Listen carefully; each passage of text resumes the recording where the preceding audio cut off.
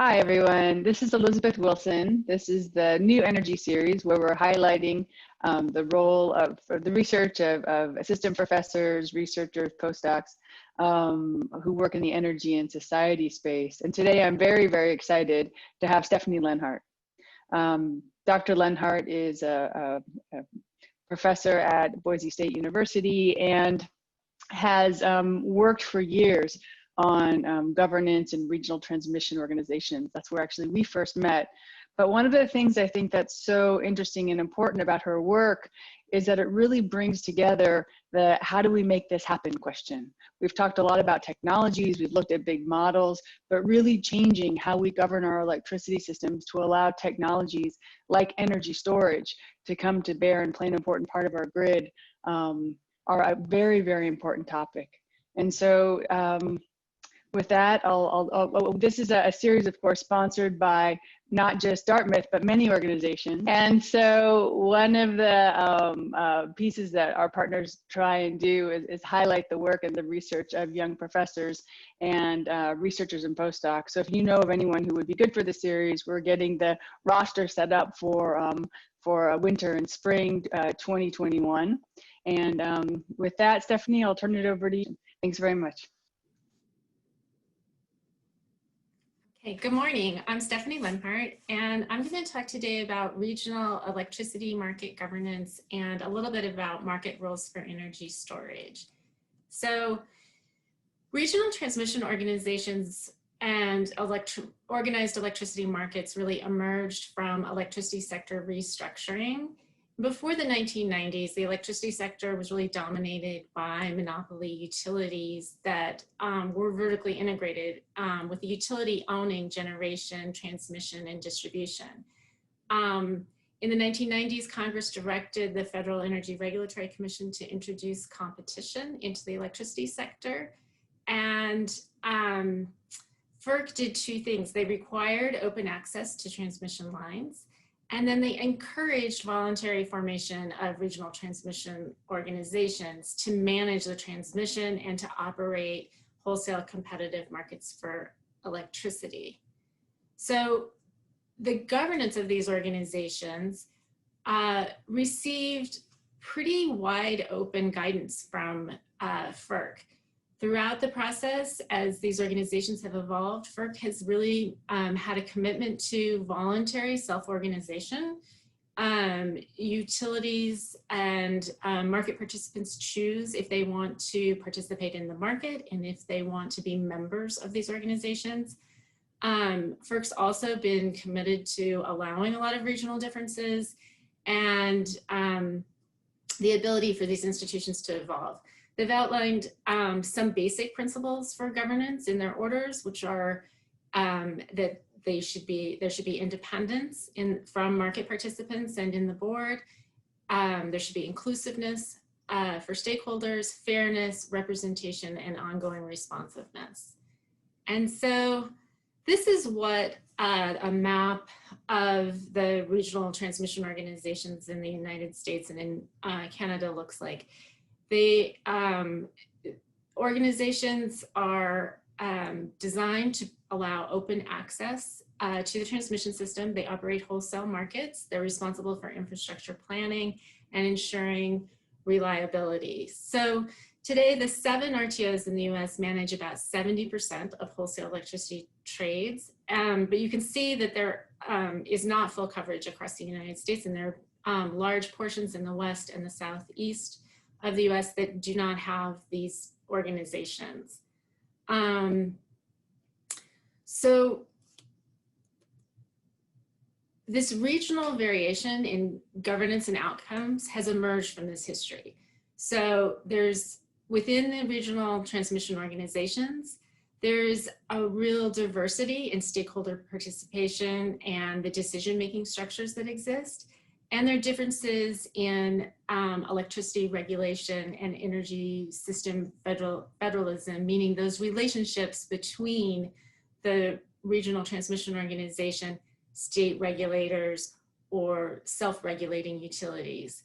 And we also see now, after these organizations have been in place for 20 years or so, variations in outcomes, variations in electricity prices, carbon intensity, and the integration of new technologies and services.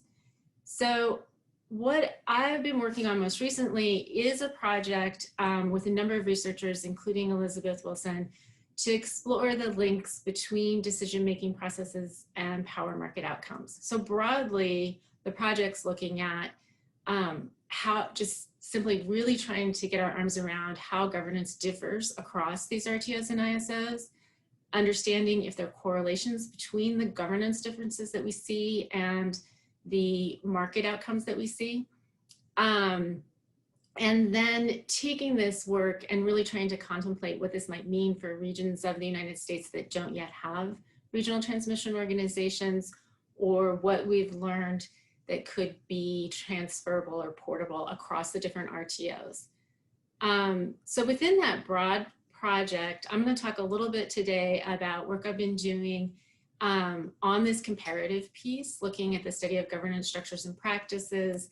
And this work is really intended to serve as this foundation for additional work in our project.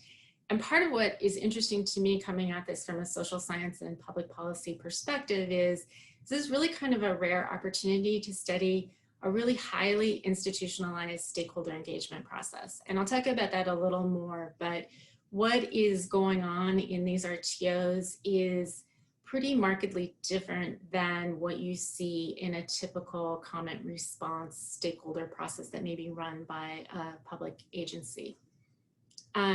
So within this work, I'm really trying to understand how RTOs compare in terms of their governance actors, practices, and stakeholder authority. I'm interested in what substantive policy goals are furthered by stakeholder-driven and polycentric governance. So what is this governance design substantively furthering? Is it legitimacy, effectiveness, empowerment? And I'll talk a little more about that. And then what are the patterns and processes observed in governance that may indicate that an RTO has deviated from this public interest accountability that is one of their primary responsibilities? So for this work, I'm focusing on 3 RTOs and comparing them across their governance. But I'm going to start here with a little bit of the overview. So the first RTO I'm looking at is California ISO, which operates within, oh, these are off. I'm going to skip over this. California ISO is, which operates in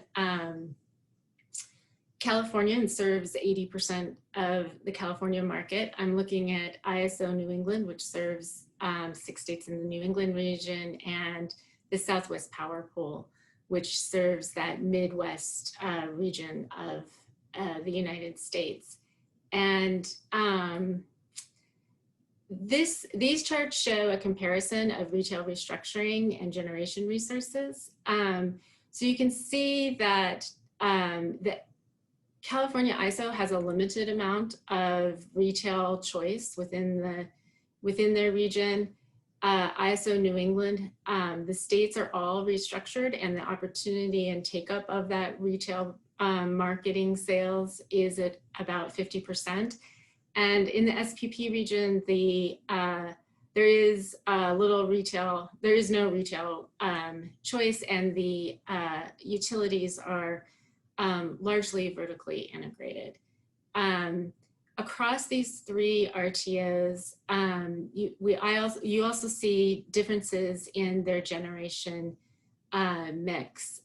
California ISO is dominated by variable renewable resources and hydro. ISO New England is dominated by natural gas, but also has a significant share of nuclear, and SPP's most dominant resource is coal, but also includes a really significant share of wind. So that's just kind of background on what these RTOs look like. And then taking a little bit of a deeper dive into what their resources look like. This first column here shows, again, the dominant fuel sources. And in addition to the ones that I highlighted, it's interesting to note that, of course, natural gas is important in all of them. The annual variable energy generation is at about 26% in California ISO, probably not too much of a surprise. But it's also interesting to note that Southwest Power Pool has about 27% of its generation mix from variable energy resources, which again, primarily wind. And ISO New England has a really relatively low level of that, but has one of the higher levels of curtailment. And that's a function of a number of factors within the region, as well as how these resources are integrating in the market. And so moving on, I'm going to talk a little bit about the institutional design literature that's kind of grounding this work. That literature really highlights that these governance structures matter. They have significant influence over outcomes. Stakeholder participation can contribute to instrumental purposes. There really is no ideal stakeholder process in this literature, but that institutional design varies in its ability to further different values and address different problems. And so it's important to be thinking about those things as you think about institutional design and designing for particular contexts. Within the RTO space, it's important, I think, to kind of consider that there are multiple actors with multiple sources of authority. And so there is a high level of distributed and negotiated authority, where actors, either federal, state, stakeholder organizations or other interests, are really coming together to make decisions in a collaborative way. And that doesn't mean that there's agreement there, but that it's negotiated in a way that serves these interests of these organizations so that they continue to participate in this voluntary market. So the RTO governance structures can, in essence, be described as comprising these multiple governing authorities and actors at different scales. And so they're an example of polycentric and stakeholder-driven approaches to governance. RTOs operate at this boundary between state and federal regulatory authority over the electricity sector, and they're important venues for negotiation of that authority. And so it's not simply about the stakeholders, but it's also about policy at the state level and policy at the federal level. So as we think about this, when I'm talking about governance, what I'm talking about for RTOs is governance including structures, institutional relationships, practices, and negotiations that lead to collective decisions about market design.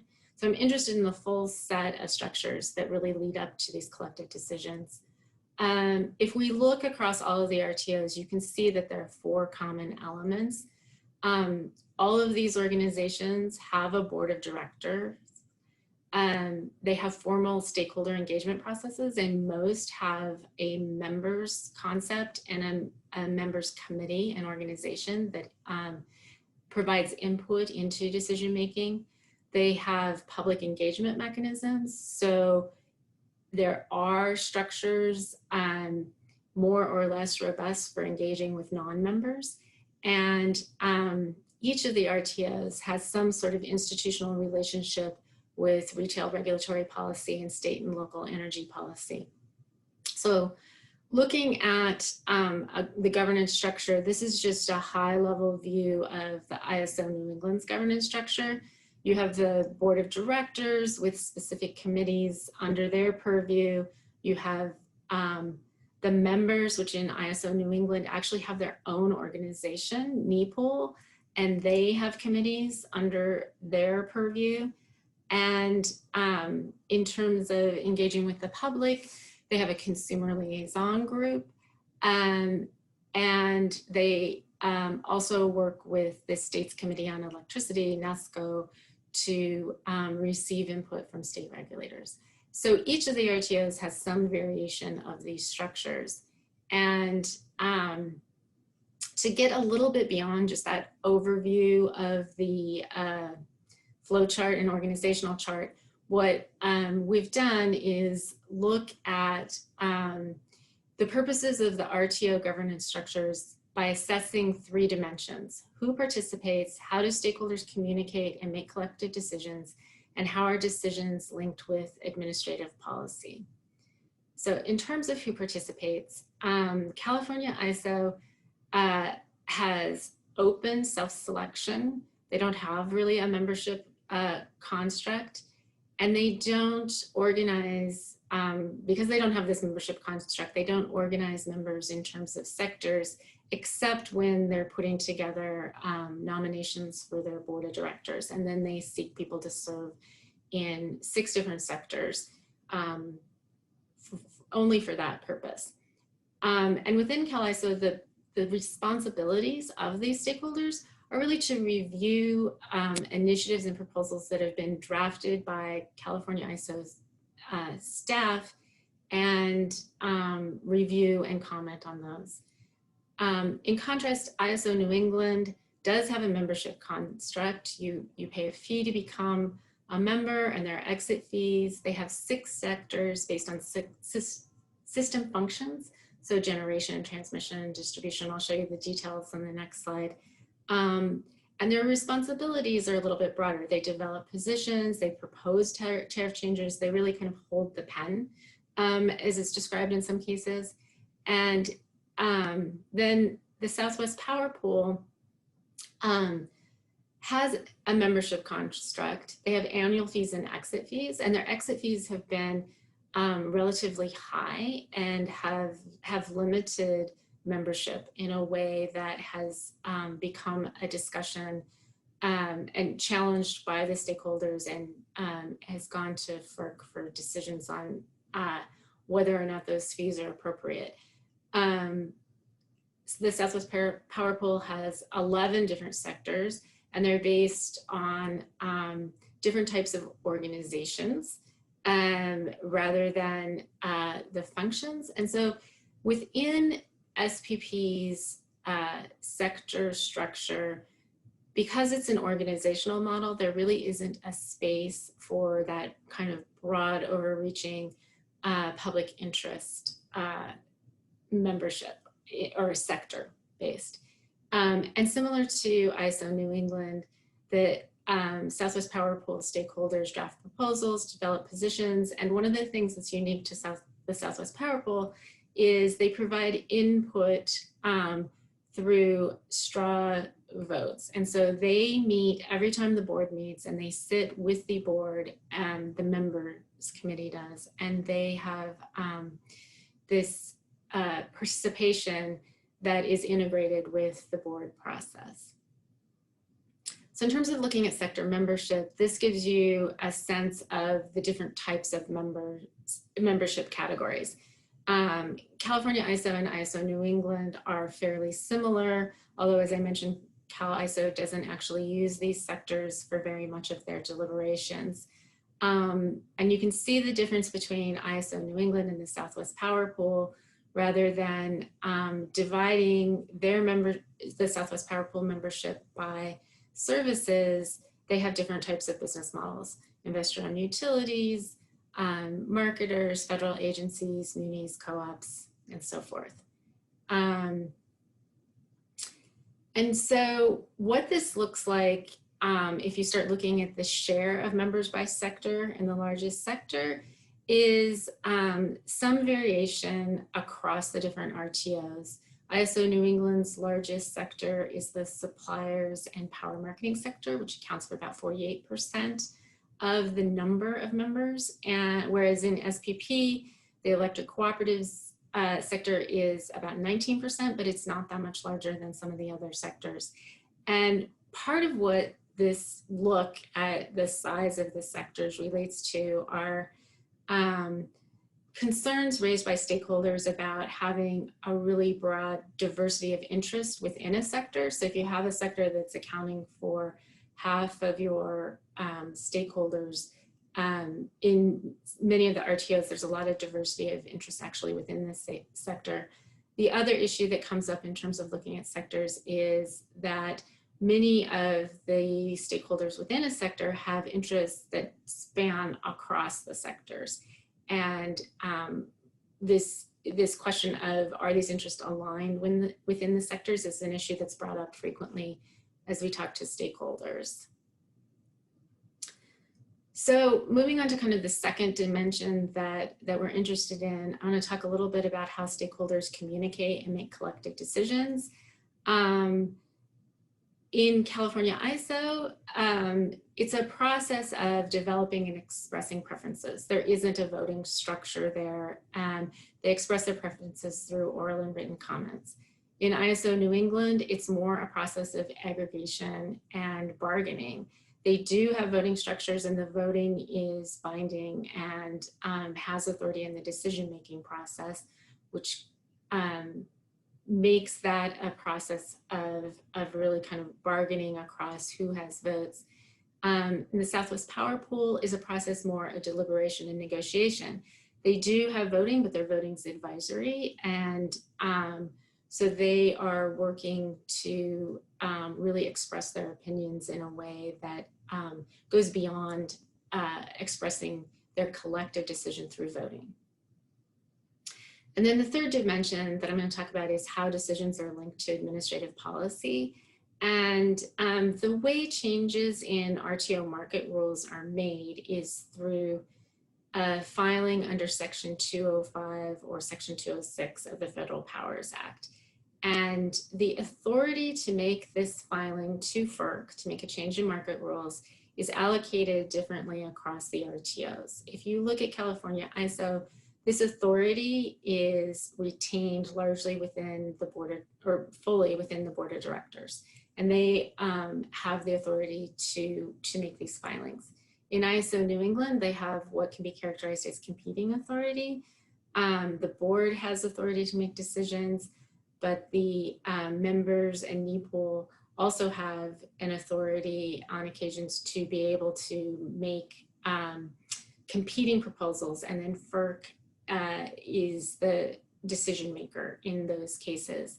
In contrast, the Southwest Power Pool has allocated authority primarily with their board of directors, but they've delegated authority over certain topics, specifically transmission related issues and some resource adequacy issues, to their committee of regulators. So their state regulatory committee has authority and can make filings for market rule changes on specific topics that have been delegated to them. So this is kind of a broad summary of what we've found in these structures, and I'm not going to walk through it in too much detail, but the first row here is kind of a characterization from the literature of what type of stakeholder participation you might be looking for if you wanted to promote more empowerment of different stakeholders. And then this row down here is a characterization of the type of stakeholder process you might put into place if you are seeking to promote effectiveness. And what we've found is these RTOs aren't really falling into the kind of the classic textbook case on any of these, but it's been an interesting way to kind of look at what they have highlighted so far, and what they have in place, and it gives us a way as we continue our research and look at specific issues to think about how these institutional designs are working in practice. So I'm going to take the last couple minutes here and talk a little bit about market rules for storage. These have been difficult issues for the RTOs to address in the early stages. And this quote here from one of the CalISO stakeholders early in the process kind of highlights there's sort of this circular argument that was going on early on in the stakeholder discussions. The utilities say that they can only value services, they can only purchase storage that has a monetary market value from the ISO.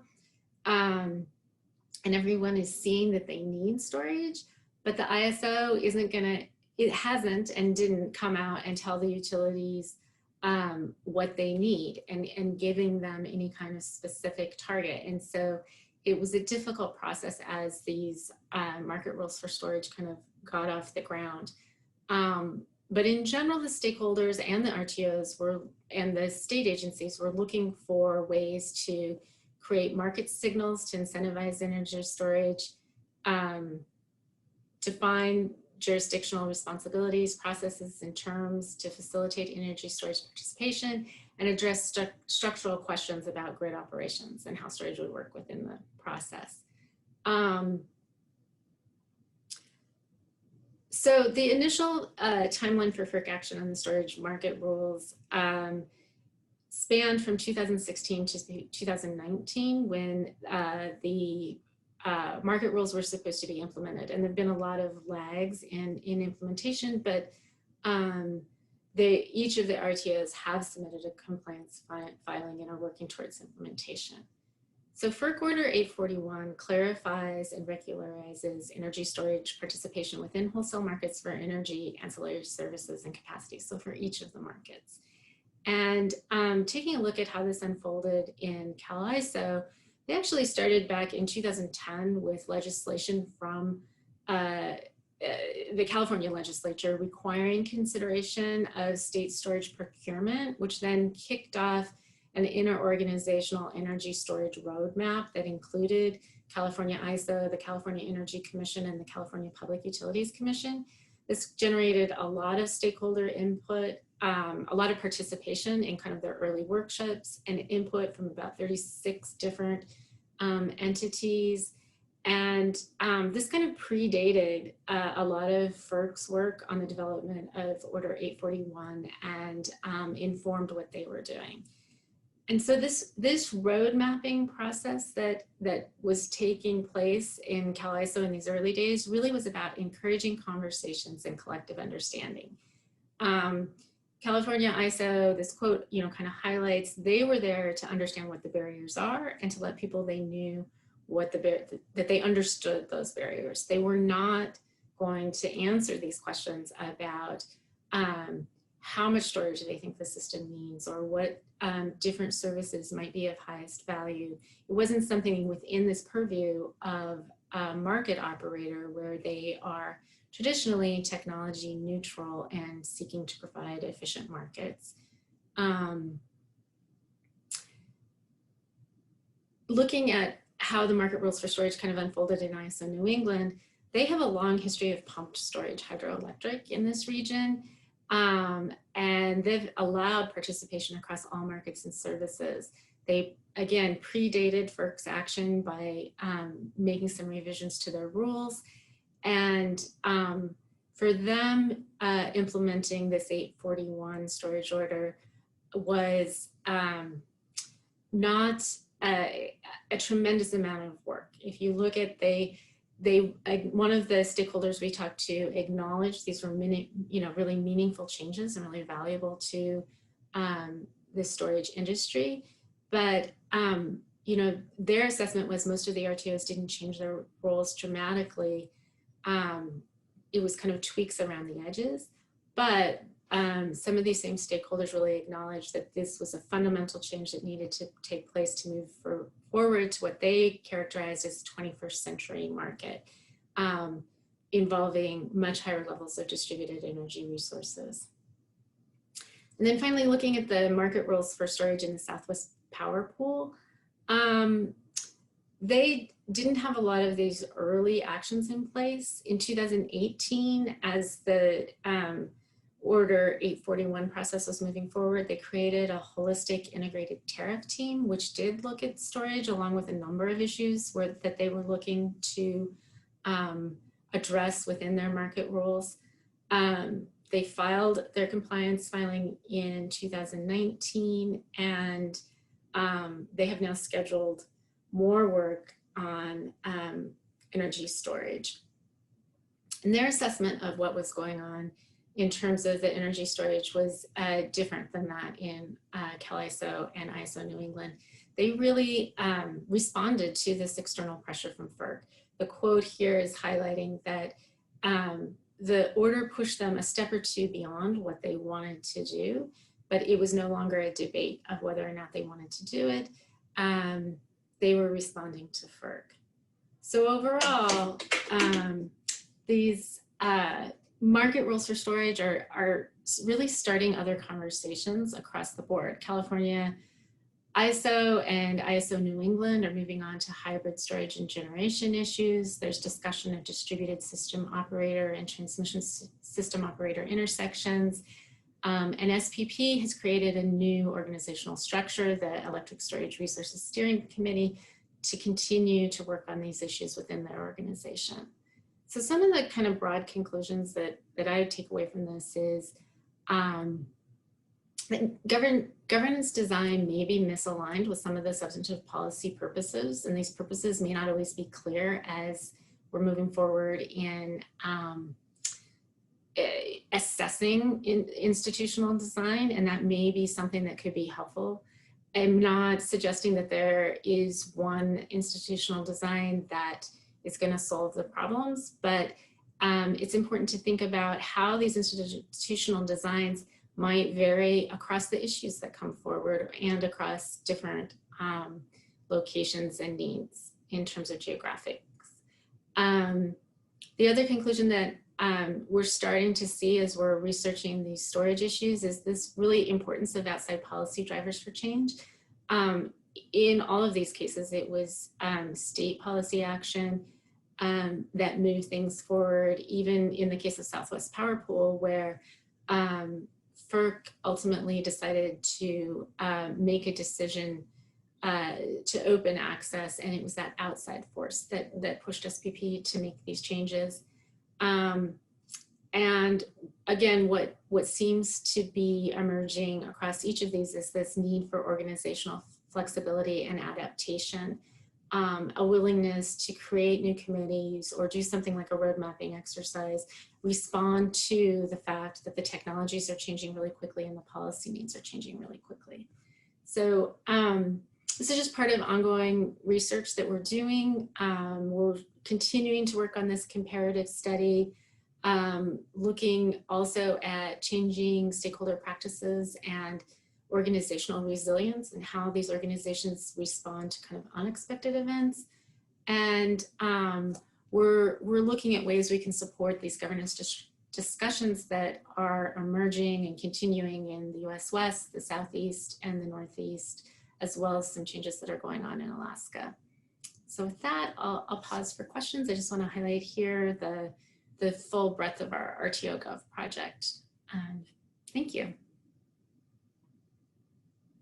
Stephanie, this was really great, and it's important to think about how these rules are changing to adopt these new or integrate these new technologies. And actually, that was one of the first questions. For everybody who's listening, please feel free to put your questions in the Q&A box.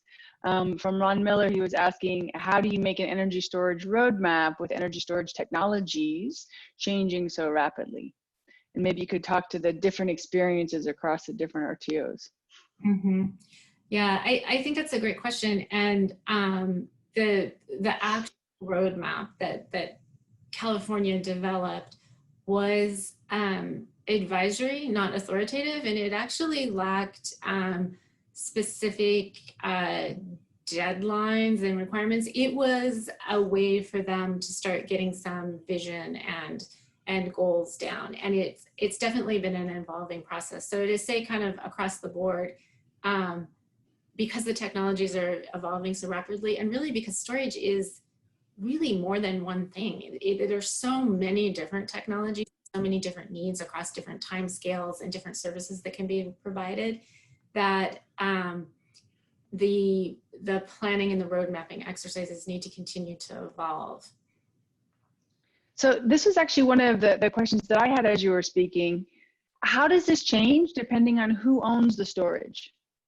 I mean, if you had a transmission dependent utility owning the storage versus a generator owning the storage versus, you know, a utility customer or a large industrial customer owning the storage, how does it, or an independent party, how do these equations and these values and kind of what they need shift depending on who owns the storage, and then how, and kind of what some of the barriers or perceived barriers may be, and then how does that differ across the RTOs given their very different structures of kind of who's in charge? Yeah, Yeah, so one of the things like that really next step, like this Order 841 allowing storage participation didn't answer many of the questions around this hybrid storage plus solar, and these questions about who owns it and do you see a net change? And so that's where these RTOs that are maybe a little further along and have more storage on their system are putting a lot of attention. And so there's much more work to be done to really allow those types of systems to gain their full value within the market. So that's one of the things you see. And then the other piece, and I didn't really highlight it here, but this question of duration of storage, right, pretty clearly in what the RTOs have proposed and implemented under Order 841. And some of the RTOs that have more experience with pump storage, hydro, not but like PGM proposed like 10 hours of storage. Like they're looking at longer term duration before you can jump into something like the capacity market. Others like ERCOT are really looking at how storage can participate in fast frequency response, like under. And so I think that really kind of gets at what, like storage from a market perspective is a whole bunch of different products. It's not one technology. Right. Yeah.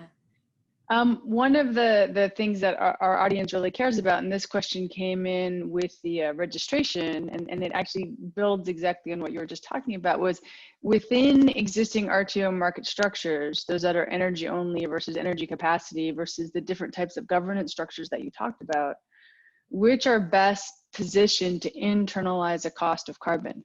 That's another conversation than storage, but one that again traces through the whole system in very different ways. And I'm wondering if your work on storage has given you any opportunity to reflect on carbon, cost of carbon. I mean, one of the conversations we had in our research was around some of the stakeholders in ISO New England thinking about how this idea of moving towards a 21st century market structure. And there are also a number of thinkers kind of coming out of the California ISO region as well that are really looking at the system that we have and the markets that we have are designed completely around and incentivize something like natural gas. Controllable and dispatchable, and as we move towards these different resources, it's not just adding market products, but that you really need to do a fundamental shift to valuing emissions-free energy.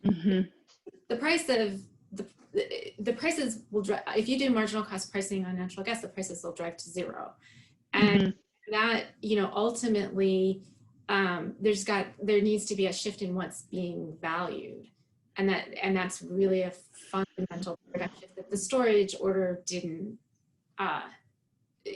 maybe laid some groundwork, but there's none of the RTOs have gone to that step. Why do you think that is? I think that it's a paradigm shift to really think about it. What you see, and I think what you see FERC doing is focusing on adding market products. And they had started the storage order with, we're going to add storage and we're going to figure out something for distributed energy resources so they can participate. And rather than kind of looking at, and I think you do see changes to it, but it's like, it's valuing different types of services. It's valuing flexibility. It's valuing, the other thing that I think is going to push this really big change is this shift from synchronized to inverter-based resources for stability, and that all of the, that we never paid for stability there was never a market product, but this question of, are we going to have enough stability becomes more of an issue where you may need to actually pay for inverter-based stability. And, you know, ERCOT, some of these RTOs that have high penetration of these resources that are not just variable, but also inverter-based are starting to look at that. I mean, that's really interesting. And, you know, as we're thinking about the different RTOs, one of the pieces I've really appreciated is every RTO is experimenting in different ways. I mean, what your presentation did so nicely was it showed the very different contexts from where they're starting that experiment. But one of the other questions that came in was market entry to barriers of new technologies like hydrogen storage systems. But you can think about this elsewhere. And so if you're thinking about every RTO and their, can we call it their superpower? I mean, something that's making, where they're really innovating creatively. Maybe you could just kind of run through the RTOs and think about a new technology like hydrogen, but maybe there's other examples too that some RTOs are experimenting with more than others and are able, given their structure, to experiment with and about more than others. And I think those insights are really ones that, you know, from the outside it's hard to get, but with your research, you're really like picking apart some of these differences that make these differences in innovation or acceptance quite dramatic. Yeah, and it's, again, I don't think that they're across the board better at one thing or not at another. I mean, I think that, like if you look at the Southwest Power Pool, it can be characterized as being kind of exclusive, and there have been concerns that public interest entities haven't been able to afford to participate, and they just had one kind of aggregate organization come together to try to represent public interest there. On the flip side, the board is characterized, and the board processes are characterized as being really open, really a lot of access and a lot of ability to see what's going on there, whereas other RTOs, including ISO New England, have really closed board processes, and where you have decision-making authority sitting with the board, the stakeholders have less opportunity to understand that, and you don't have that transparency serving its public accountability role.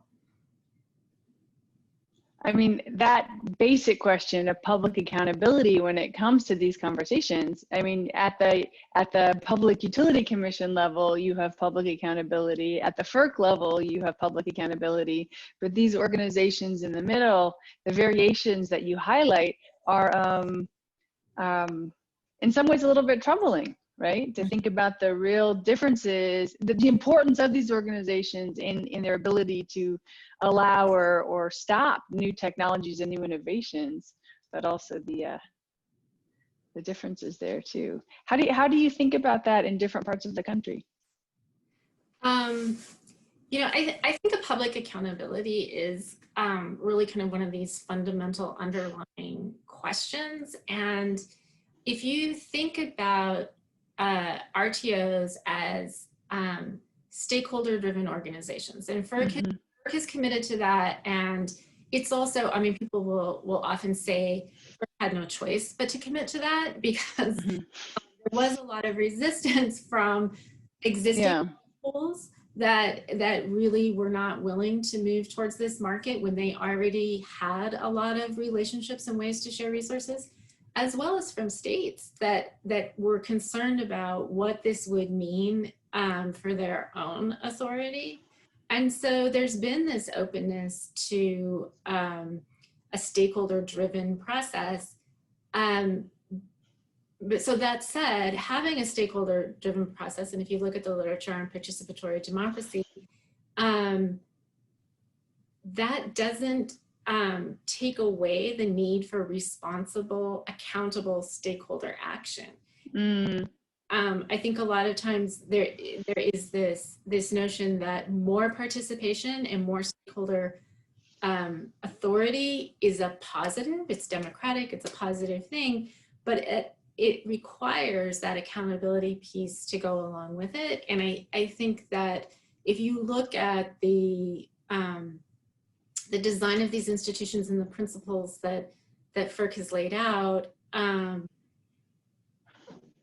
the accountability lines aren't aren't really clear in terms of where they are, and they differ. So you have these state RTOs, like California ISO, they're really pretty clear accountability lines to the governor of California, because they appoint the board, but also because they align with all of the state open meeting rules and the processes and the things that are in place that go hand in hand with accountability align with what you would see in a state agency. It's really different in some of these RTOs that they're multi-state, but they also emerged out of existing power pools where there were practices in place with no transparency and no real publicity. Originally, that wasn't what these power pools were about. That's interesting to think about, how we're asking very different things of them than what they were created to originally do and originally operate. And actually the next question from Anne Margolis builds on that. She's asking which, if any, RTO is making the most progress in discussions about moving toward a 21st century market structure. I'm not sure what that means, but I'll let you pick that apart. Insight as to why and any useful international examples. Yeah, those are great questions. I think the move towards it depends on, and that was a quote from the 21st century market structure, was a quote from one of the stakeholders that we spoke with. Yeah.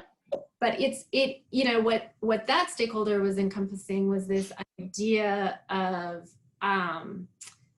distributed energy resources that are also, inverter based, bidirectional, this need for not just changing the market constructs, but also really starting to think seriously about how do you operate at the distribution system level and maintain appropriate dispatchability, and those questions about, do you want it all to drive all the way from, does the RTO need to see everything behind the meter? Do they need to see everything connected at the distribution level? Do you have aggregators and operators in between that are streamlining some of those functions? And I think that that's really key to the 21st century. And as you know, Lorenzo Christoph from California has been a big proponent of raising that discussion and drawing more attention to the need for discussion about those. It becomes pretty quickly entangled in the questions of the boundaries between state and federal authority, and all of this and continues to operate under the Federal Power Act of 1990. And so there are real limitations in terms of how much you can require and adjust to all of these new things, when really your authority is to regulate just and reasonable rates. And and that's even the case law at the state level. So I think that's part of the interesting question, is like, to really get to where we need to go, is it going to take revisions to the Federal Power Act, and does anyone have any interest in going down that road? Well, I mean, this is really interesting, though. I mean, I remember a conversation a few years ago when I first came to Dartmouth with Tim Healy, who was one of the founders of Enernoc, one of the first demand management companies out of PJM. And he was very frustrated by all of the regulations. That what we really need are not new technologies, but new regulatory reform. Regulatory innovation was absolutely critical. And I've appreciated from your conversation here about how, strapping new purposes onto old organizations often doesn't change the governance or some of the structural issues. And we're asking these older dogs to learn newer tricks that they may or may not be able to do given how they work today. I want to ask one more question and then let you wrap up a little bit, maybe 2 or 3 minutes with your final thoughts and kind of where you want to go. But I was really interested in understanding how adaptation is being factored into any of these kind of future 21st century energy markets or within the RTO space. I appreciate that we're living in a world that isn't designed for the infrastructure that we currently have. And I'm just wondering how RTOs are engaging in and across this space. This is a question for my students too. So we're all listening. Yeah, so I think that, 2016, the issue of resilience really got kicked off with this question of, should we have 90 days of fuel supply in case there's an action? And it raised, like, NERC had been looking at the issue for a number of years. It's not a new issue for people that were really concerned about reliability and resilience, but the actions in 2016 kind of raised the profile of these questions of resilience and started a lot of questions about, well, that may not be what we need, but we do need to think about resilience. We need to think about what it means to go to a system where islanding and microgrids is part of the system. And can we use that and use it effectively? And again, I think that this whole question of switching to an inverter-based system, it's, so how much reliability? Like really, that question, which is kind of always hanging out there, is like, how much is reliability worth? How much is resilience worth?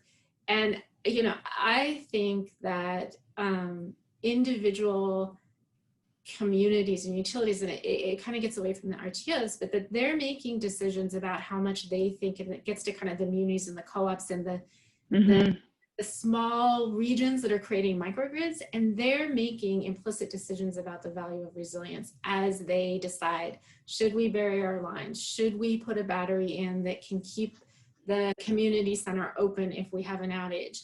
And that's coming about kind of implicitly from that, but that it isn't, so I think it's a great question. I think it's an area where there's a lot of interesting work that needs to be done, and it's like core to this transition to a 21st century system, and thinking about resilience that is sustainable versus based on diesel generators is the other piece, right? Because that's so much been the core to how,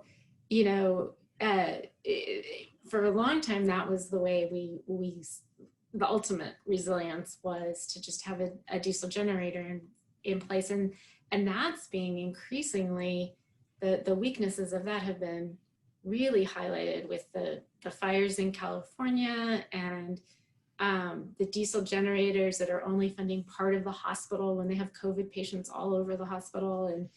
And those issues are all like critical as we move forward to really think about resilience that is not just resilient, but sustainable and appropriately affordable to the values of the community, I think.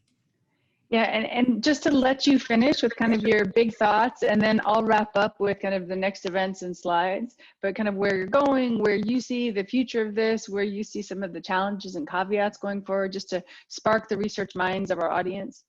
Yeah, I think this is a great topic, looking at these regional transmission organizations. There are so many things to continue to research.